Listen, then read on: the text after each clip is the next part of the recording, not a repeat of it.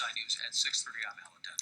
And I'm Lauren Finney. Thank you for joining us. Jurors have begun hearing testimony in the wrongful death lawsuit of Rebecca Zahau. And joining us now with more on what her family needs to prove in order to win the case is attorney Brian Watkins. Brian, thanks for coming down. And that's kind of the lead question here is, from the standpoint of standard of proof, what does her family's attorney need to set the standard for to win this case, or at least get the jury to agree with his side?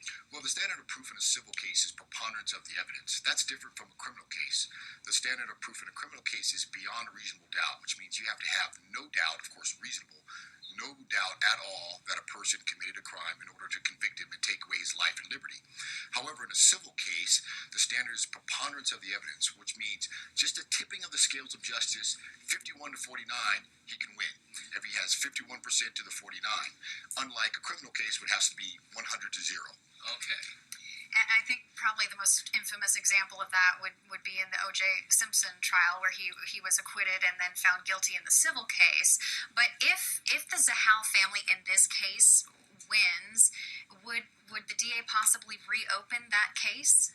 No, because the standard of proof is still the same. It'll still be beyond a reasonable doubt. So even though a person can be found liable in a civil case and 5150, unless there's additional evidence, the district attorney is not going to go forward. So if Zahau's attorney prevails, will the DA consider retrying this case as a murder case? No, like I said, unless there's any additional evidence that would raise the standard, that would raise the level of proof to something beyond a reasonable doubt, I don't think the DA is going to move on the case at all. They have a very difficult case. We do specialize in wrongful death cases, and this is one of the most difficult ones I've seen. Why? Because you have two lawyers on both sides. Both lawyers have hired their experts, and their hired guns are going to say he did it, and the defense hired gun is going to say he didn't do it.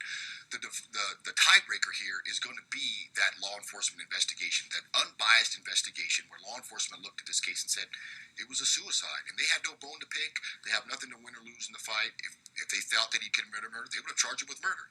They didn't have an evidence to support that. They ruled it a suicide, and that's the unbiased third-party tiebreaker, I believe, in a case like this. It's a little hard to wrap your head around, because you're basically a court of law. It could say that the defendant in this case, who is Adam Shacknai, Rebecca Zahau's boyfriend at the time's brother, they believe he is responsible for Rebecca Zahau's death.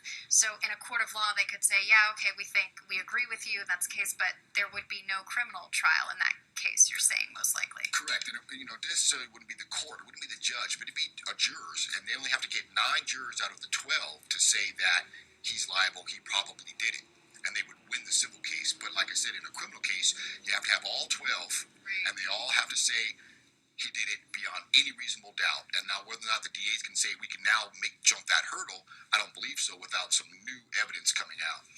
Well, based on my next question, based on all the evidence you've seen and read, the briefs about this case, what are the chances that the family, Rebecca Zahau's family, will be successful in this?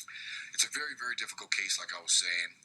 I don't believe that they're going to be successful because the evidence that they have developed and are going to be bringing forth, they sort of came up with it. The law enforcement didn't see it that way. This is evidence that their experts did. And the bottom line is, a jury could look at hired experts as being biased.